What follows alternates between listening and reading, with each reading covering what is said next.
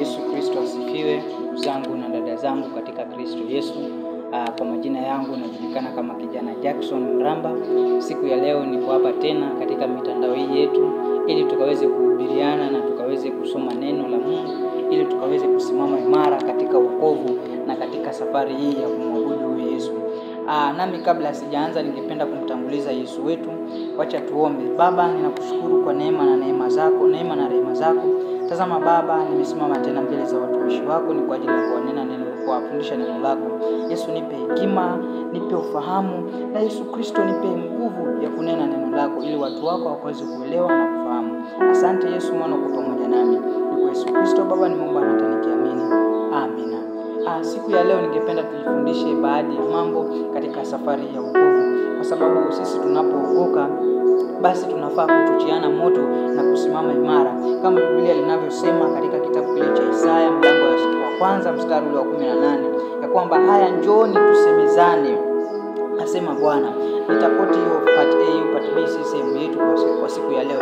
Biblia inasema kwamba njooni tusemezane. Hivi kusemezana basi ni nini? Ili tukaweze kujua neno la Mungu na kulifahamu neno la Mungu. Basi siku ya leo tutaenda kusemezana kuhusu mavazi. Je, sisi wateule ambao tumeokoka, mavazi yetu ni gani, ama tunafaa tuvae mavazi ya aina gani? Siku ya leo basi nitaenda kusoma katika kitabu kile cha Yeremia mlango wa pili mstari wa 21. Yeremia 2:21.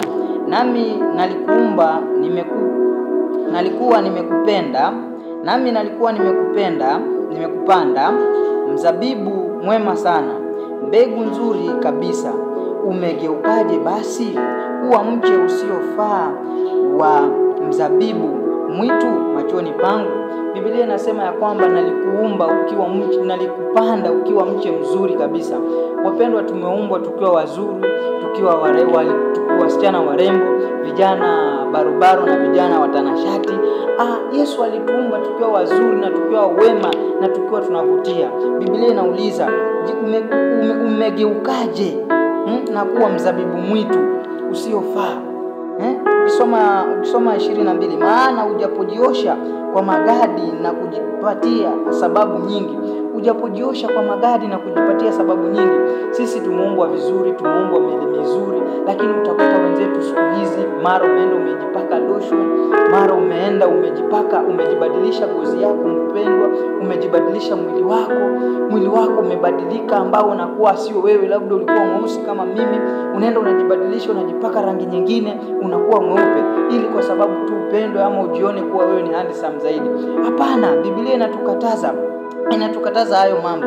Na ukisoma Yeremia hiyo 4 mlango wa 30 inasema hivi, na wewe utakapotekwa utafanyaje? Ujapojivika mavazi mekundu, ujapojipamba mapambo ya dhahabu, ujapotia wanja machoni, unajifanya kuwa mzuri bure tu, wapenzi wako wanakudharau. Sikia dada zangu na mama zetu katika imani, Biblia inasema na wewe ujapotekwa utafanyaje? Ujapojivika mavazi mekundu. Mavazi mekundu haya ni zile nguo ambazo si za kujistiri. Mwanadamu ambaye umemjua Yesu unafaa uvae mavazi ya kujistiri. Unafaa uvae mavazi ambayo mtu akikuangalia ni mavazi ya heshima. Msichana unafaa uvae mavazi ya heshima, hasa vijana wenzangu wa kisichana. Vaeni mavazi ya heshima, msivae mavazi mekundu. Unajiona kuwa mzuri kabisa, unajiona kuwa wewe ni uko mrembo kabisa, lakini Biblia inakwambia wapenzi wako wanakudharau, wanakutafuta roho yako.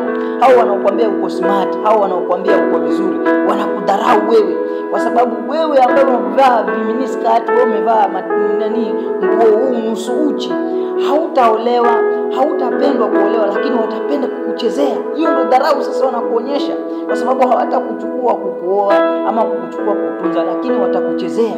Je, ina haja gani basi uchezewe? So mjue huyu Yesu na uvae tu mavazi mazuri na ukaweze kung'ara na upate mume wako mzuri. Na wewe kijana, acha kuvaa miharisho, acha kuvaa nguo ambazo zimepasuka ni kama eleweki. Wasichana hawatakupenda. Vaa vizuri, vaa vyema, ili ukakae katika msingi ambao ni wa Yesu. Ninaongea kwa wale ambao wameokoka, wale ambao wanamjua Yesu. Timotheo wa kwanza mlango ni ule wa pili mstari wa 9 inasema hivi: vivyo hivyo wanawake na wajipambe kwa mavazi ya kujistiri pamoja na adabu nzuri na moyo wa kiasi, si kwa kusuka nywele.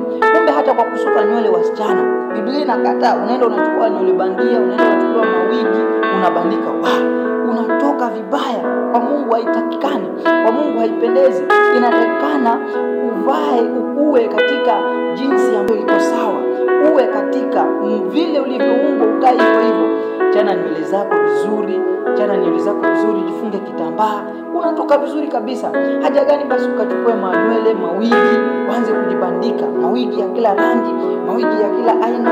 Biblia imekataa kusuka nywele, wala kwa dhahabu na lulu, wala kwa nguo za thamani. Sikia, kwa dhahabu na lulu, vyuma ambavyo mnavaa, mavazi haya, pete ambazo tunavaa. Unapata kijana amepanga mapete zake huku kama 5. Ni za maana gani ama zina faida gani? Kaa tu simple na Yesu atakubariki, Yesu atakuinua. Haleluya. Nikimalizia na kitabu kile cha Petro wa kwanza, mlango ni ule wa 3. Petro wa kwanza mlango wa 3 mstari wa 3 inasema hivi: kujipamba kwenu usiwe kujipamba kwa nje, yaani kusuka nywele na kujitia dhahabu na kuvalia mavazi. Sikia, kujipamba kwenu kusiwe kujipamba kwa nje, yaani kusuka nywele. Wewe msichana, wewe kijana, mbona ukasuka? Unakuta hata vijana siku hizi wanasuka nywele, wanasonga malaini, wanabwaga marasta, wanabwaga nini. Biblia inakataa, Biblia inakataa. Wewe ambao umeokoka, badilika. Kuwa na Biblia inasema, ukisoma mstari wa 4 hapo Timotheo na Petro wa kwanza 3 mstari wa 4, bali kuwe utu wa moyoni usioonekana. Kuwa utu wa moyoni usioonekana katika mapambo yasiyoharibika, yaani roho ya upole na utulivu iliyo na thamani kuu mbele za Yesu. Wewe utakuta labda umevaa mawigi na hauna upole, hauna utulivu. Hata kama umevaa mawigi, hata kama umevaa smart, ukataliwa, utakataliwa, kwa sababu wanaume wanapenda mtu mpole, wasichana wanapenda kijana mpole, kijana ambaye ni mtanashati, kijana ambaye ni msafi. Wewe umeenda umebwaga manywele ya kujuu huko, taf nywele huko, haujakaa vizuri. Kwa nini? Kaa ukiwa umependeza, kaa ukiwa umevaa mavazi mazuri ya kujistiri. Wanadada, vaeni mavazi ya kujistiri, si mavazi ambayo ni yakosa heshima, na unaenda tu mbele za baba yako au mama yako, na unaenda unakaa tu pale, ama umeingia kanisani umeketi mbele, alafu unaanza kukua uncomfortable. Kwa nini? Vaa nguo za heshima na Yesu atakubariki. Ukiwa na swali, comment hapo na Yesu ataniongoza kukujibu na utabarikiwa sana. Asante kwa kunisikiliza. Kwa majina yangu naitwa kama Kijana Jackson, na nitazidi kuendelea somo hili kiundani zaidi. Endelea kunifuatilia na Yesu atakubariki. Barikiwa sana.